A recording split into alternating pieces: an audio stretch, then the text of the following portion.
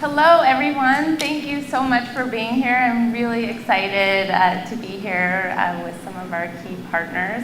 My name is Jenny Abdo, as Tim mentioned, and here at Amazon Pay, what I do is work with several of our key e-commerce platforms. So, needless to say, at last year's summit, I got a lot of questions from merchants around different platforms, functionality, how they're unique, and so that combined with this year's theme of being original really just made it a no-brainer for us to get them together on stage to talk to you. And I will say they've all promised to be nice to one another, so. All right, over the next 20, 30 minutes or so, what we'll be talking about is really ways to leverage your e-commerce platform and even other channels to build your brand. So my hope is that out of this session today, you'll take away a few tips that you can go home and use for your business to help with your brand. So with that, I would love to introduce you to each of our panelists, experts, I will say. So first to my left here is Brandon Chu. Brandon is the director of product for Shopify. So he runs our app store. So great when you think about building brand, and you should also ask him about his side business if you see him after this. We'll get there. Allison Garrison from Volusion. She heads up the services team at Volusion and has a really strong content strategy and SEO background. So unique skill set we're excited to have here. Troy Cox, we've got, who's the Senior Director of Product at BigCommerce. So he manages all the product managers for BigCommerce. So really broad experience there. And then finally, last but certainly not least, is Michael Tieso from WooCommerce. And Michael, we got a woo out there. So Michael is a developer advocate for WooCommerce and really spends his time talking to merchants, agencies, and developers. So has a really good sense of what's really what the trends are from a merchant and developer and agency perspective. So one more just kind of housekeeping item in terms of format. I've got a couple of questions prepared for each of our panelists and overall, but we really want to hear from our audience in this session as well. So I will leave a few minutes at the end for you to ask questions. So please think about what you want to ask to our panelists. There are two mics here, numbered 1 and 2. So I'll tell you when we're open for questions, and you can come up to one of those mics and I'll call you for that.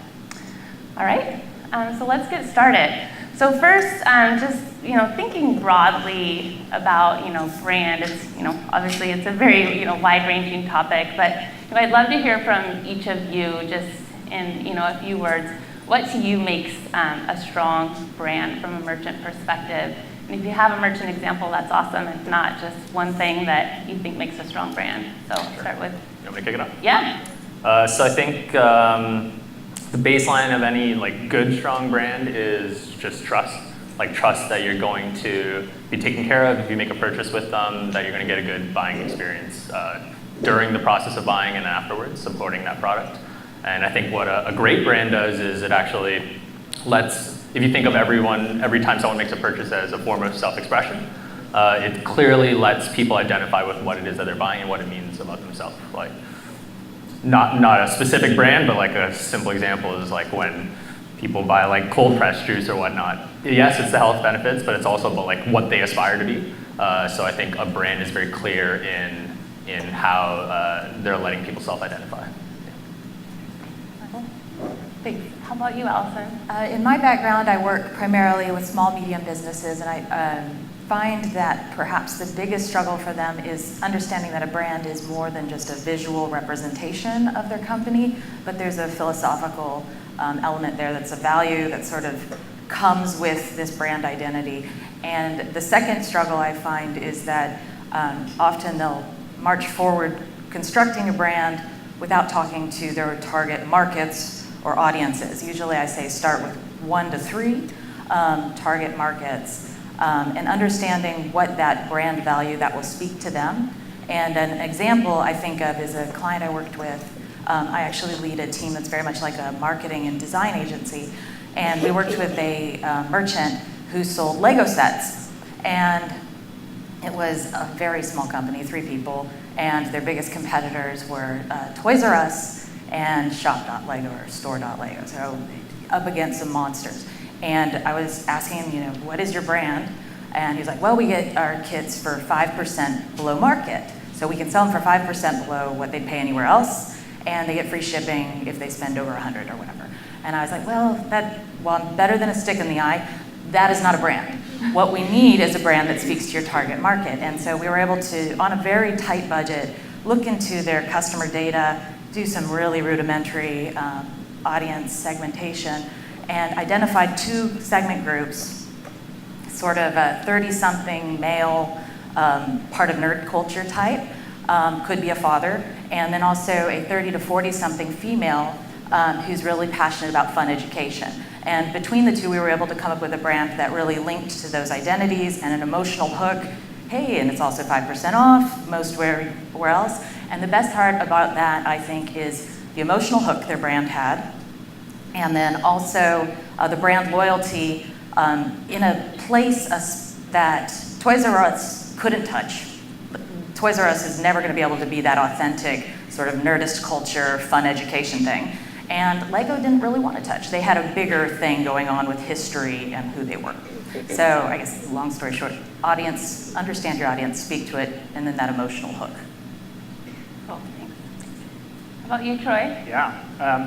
When I look across the brands on our platform and think about the most successful ones, they all have one thing in common, and this kind of echoes some of the stuff, Allison, you're saying, is that they're able to tell their brand story in a really authentic and genuine way. And what they're doing is they're sort of pulling at the hopes and the fears and the dreams of their target customer. And let me give you a good example. One of the really successful merchants on our platform, they're called ManCrates, mancrates.com. And they specialize in gift packs for men. And so they're able to tell their brand story through all their content, through their imagery, but it's both online and offline. And so a lot of their packs, they come in these wooden crates, which of course appeals to men, and they come with crowbars to get them open. And so it's just a really good example of how you can tell your brand story in that really genuine and authentic way. Yeah, I think this echoes pretty much being the last person. It echoes a lot of what all of you have already said, but just to add to that a little bit more, it's the personal experience that I get with the brand sometimes. So since we're doing examples, these pants here, I'm not even sure if they use our platform, but I have a connection with them. And now I recommend it to all of my friends because I trust this brand. And they didn't really even do much. All they did was thank me through email, reached out to me on Twitter because I posted a picture. And they tell a story about how these pants could be used for traveling, and I love to travel, so I have some sort of connection with them, and that I feel like, oh yeah, I like to travel too, and these pants are specifically designed for me, and I can relate to it. And it seems to go with many of the products I personally purchase. I seem to relate to that product in some way, the story. That's what powers my decision purchase. Great, thanks guys. I think that's really great feedback. Authenticity, trust, knowing your audience, all great ideas. So to dig in a little bit more, Michael, I'll start with you this time. And then you can echo my thoughts. Yeah. Already done. And this one's really just for you, since your role is working so closely with agencies, developers, and other partners. What are the couple of features or functionality that you're hearing that is hot right now that merchants want next in terms of? That's a great question, and I realized last night that. So I was talking, for those that were at Frolic, and maybe you're in the audience here at the party, I was talking amongst different people with selling different things, and it seemed like a common story there that everyone wanted omnichannel to sell across multiple sources and to fulfill that very easily. And it seemed like that's still a struggle for small businesses. But big businesses can afford to pay the money or whatever it takes to solve that problem. But it seems that the small businesses definitely still want that complete so the brand makes sense across in-store, on their phone, and on their website. And I think we're still trying to figure that out, but it's a feature that I hear very often. Yeah. Cool. All right, so Troy, a rumor that I've heard is that, so for those of you who don't know, BigCommerce is one of the top hosted e-commerce platforms. I've heard that it can be difficult to differentiate your brand on a hosted platform. Is that true?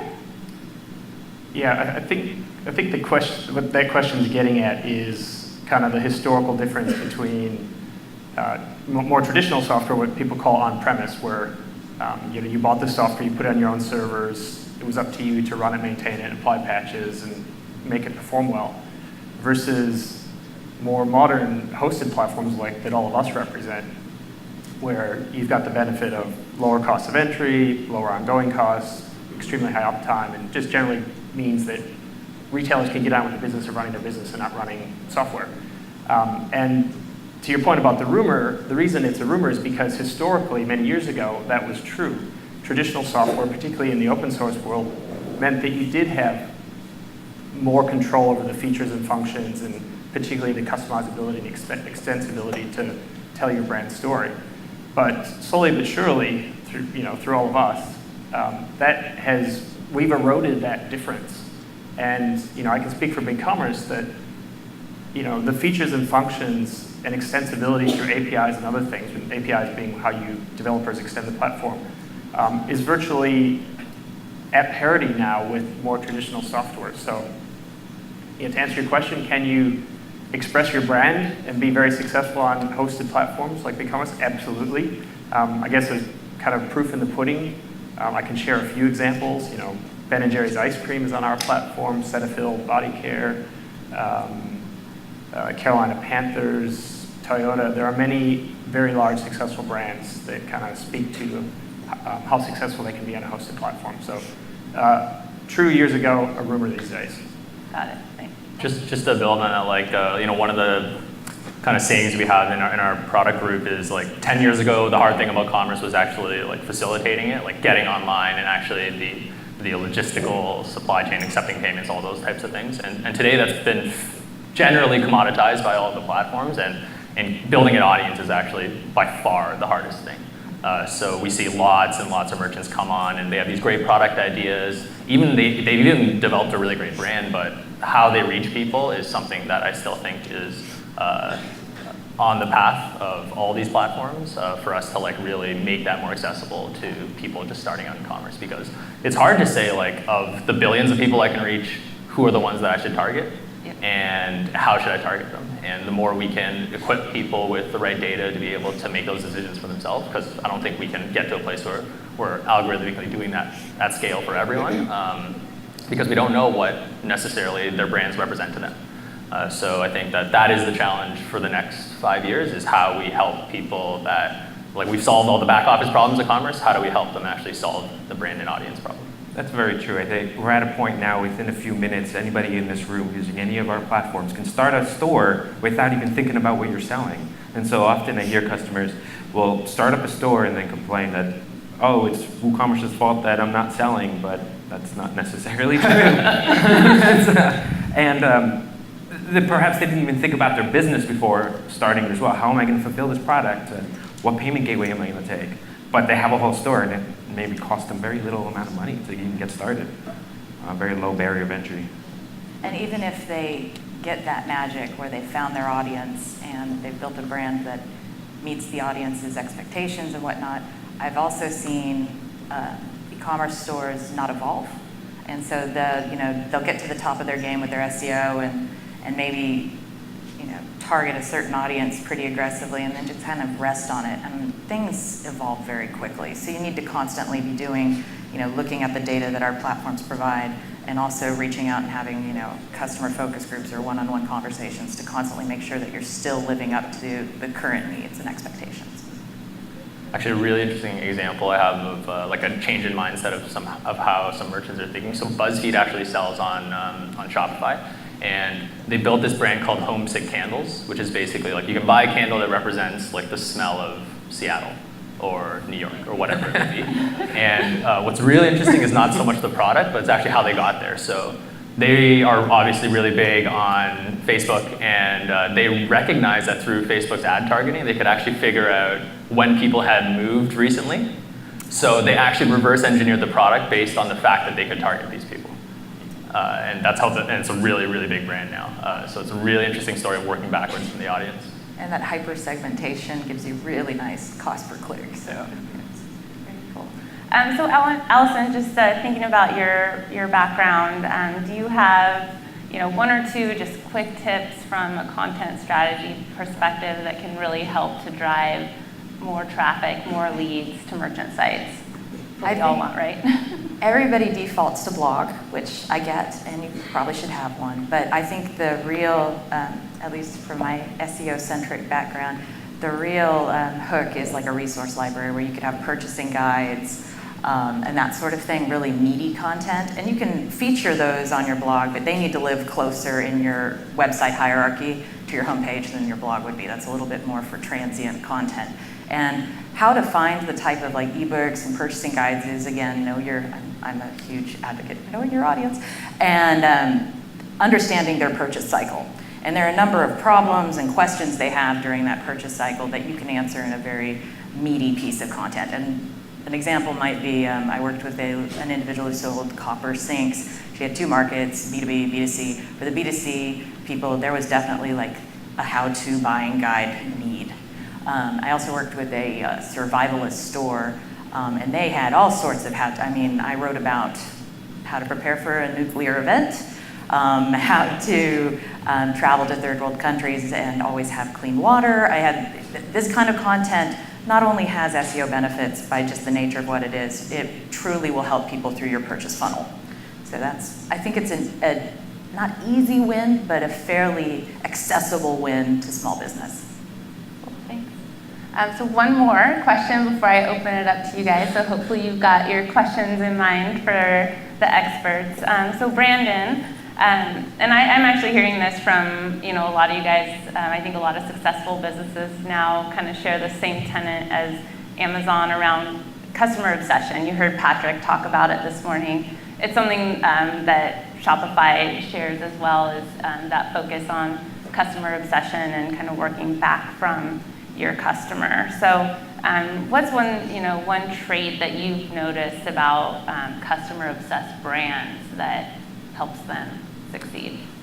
I think a couple things. One is like the accessibility to the brand, where it's not like this walled garden where you just see us and you buy our products and you just sort of interact with a machine afterwards. I think about a year and a half ago we launched this partnership with Facebook Messenger, and people were putting like message us buttons all over their sites. And what we actually found was that like there's a huge correlation between the ability to just message a merchant and just get an answer, or even just remember that there's humans behind this brand, and actually like long-term value of a customer and conversion rates.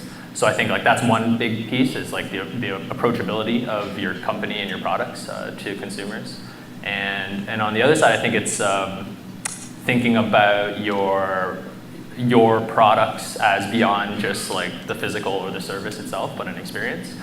So one really interesting thing we did really recently was we partnered with a company called the Anti-Social Social Club. And so we have this app called Frenzy, which lets you do like geolocated sales. So basically, you can get consumers and you say like, hey, for the next hour, go to like this address within this like 200 square feet radius, and you can make a purchase for the next 10 minutes of these like exclusive product releases. So that's cool in and of itself, but what they also did is they started buying these billboards all over LA, and they just like put their brand on like the lower, I think, left corner, and then they just put their phone number there. And so people like recognize the brand, like, okay, they're doing something cool. They call them, and then what happened was when you call, it actually sent people back Morse code.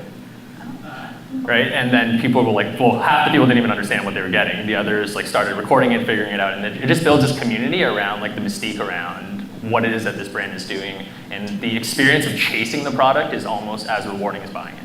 So I thought that was a really cool take on like being customer obsessed and actually thinking about like what it is you're providing beyond just your product.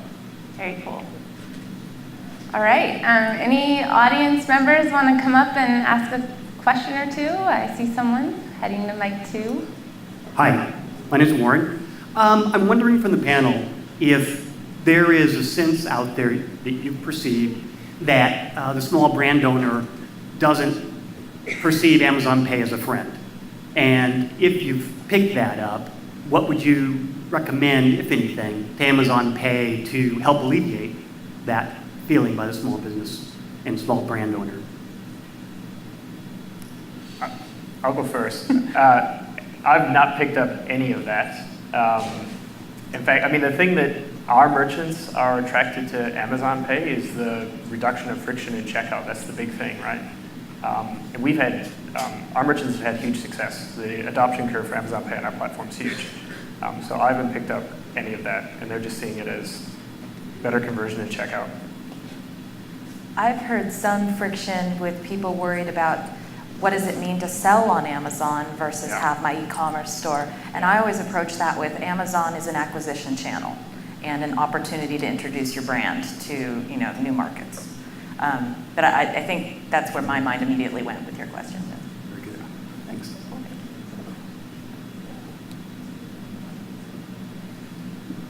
Hello. So this is Hi. on brand identity and growth. Sorry, we'll echo that, I think, something.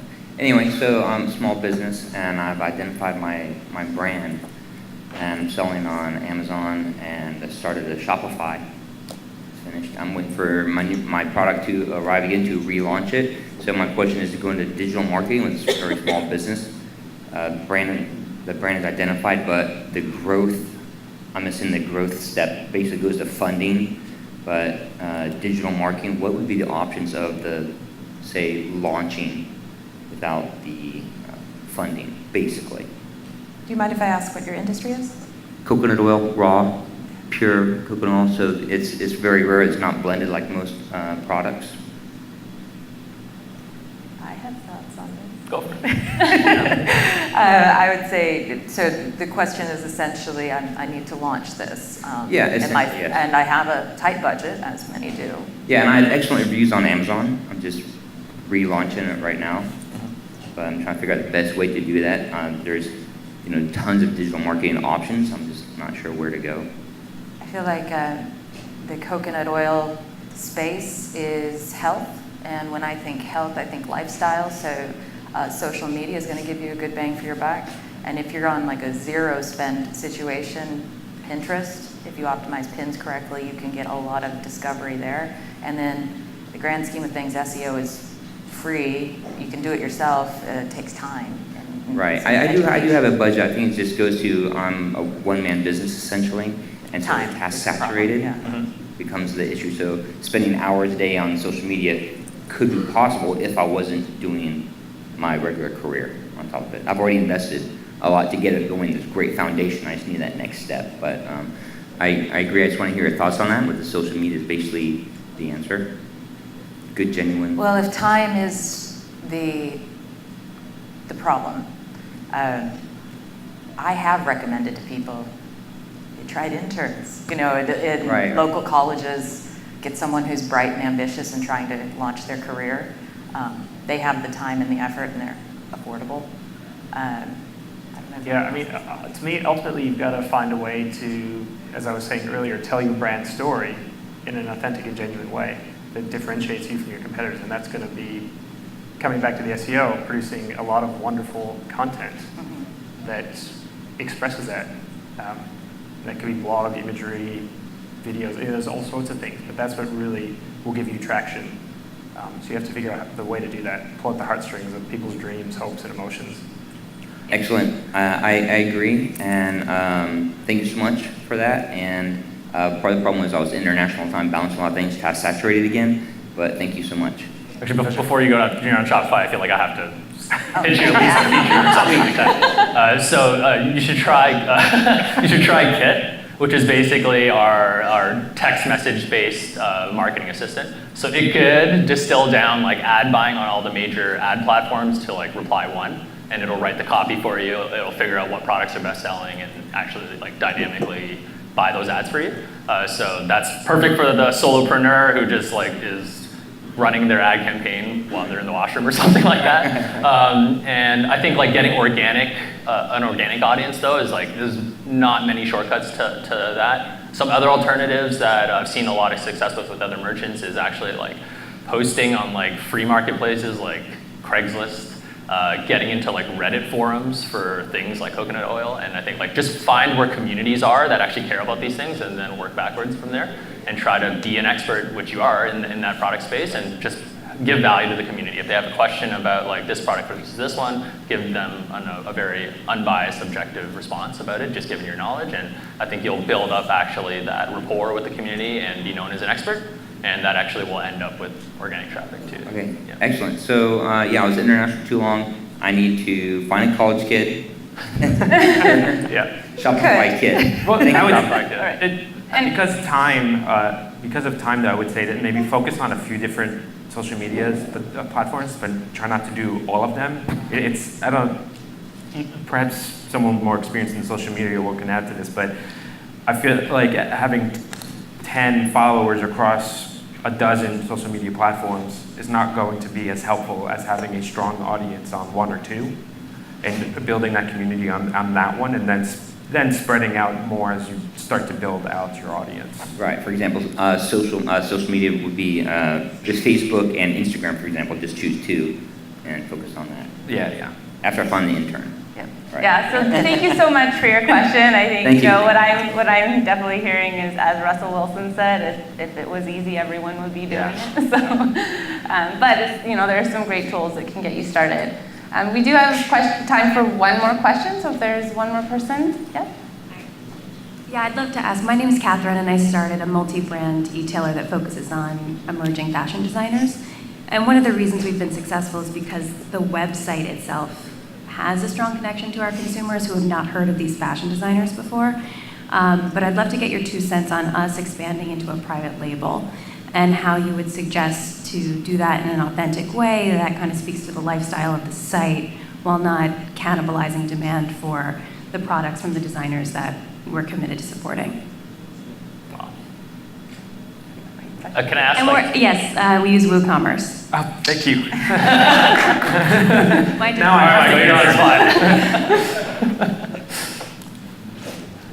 I don't have much experience in that world to really give an answer, so I'm not really sure. That's fair. So how do you feel like your website has become a place for consumers to actually learn about these brands? What story are you telling about the different brands today? Sure. So our target market are women who already shop from luxury brands. So they've got a closet full of Gucci and they're tired, of going to events and being in the same $3,000 dress as someone else. So we're going after women who are motivated, obviously, to dress high quality product. They want a connection to the designers themselves. They, take a picture in something from our site, and the designer with 5,000 followers, but the entire fashion industry is following that designer, will repost their picture, and then they really immediately feel a sense of having a hand in these young designers' sort of stories, and they feel seen by the people that they're purchasing from, which is very motivating for them. So the inventory is not necessarily Gucci, but it's up Like and coming. Gucci's intern, who started their own label. I see no problem with you doing private label. I would say that you're inheriting more business complications, and it's all about execution, right? And making sure you have the taste level and the right production and all that. But I think it's an exciting opportunity if you have the desire and resources. Have you gotten user feedback? Is that where the fear is coming from, or is? No, the This is users just want your- it. I just, it's an extension of the existing brand, which is a website. So how can we articulate, put the website on you? I think they're already doing that by buying designers they've never heard of before because they trust, The taste level. yeah, and also explaining this is the best dress to take on a business trip because it won't wrinkle and it's appropriate and no other female executive is going to be wearing it. So I think one thing you can take from the sneaker world's marketplace is maybe do a collaboration. with some of the designers on your site? Yeah, Like, we've yeah. dabbled in that with exclusives, and Okay. so then the exclusive ends up like in September's issue of Elle magazine, and so people are like, oh, we want more of that. Yeah. But I'm just so hesitant to take away from the fact that we're committed to these young designers. So this comes back to this authenticity issue. I don't see it as a problem. If the young designers were in competition with the label that you're launching, that could be an issue, but I have a feeling they're probably excited to be on the website to begin with. Is that accurate?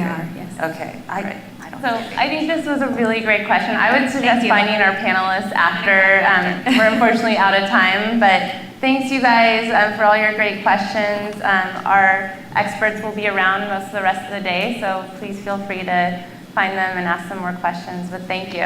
Thank you. Thank you. Thanks for having us here.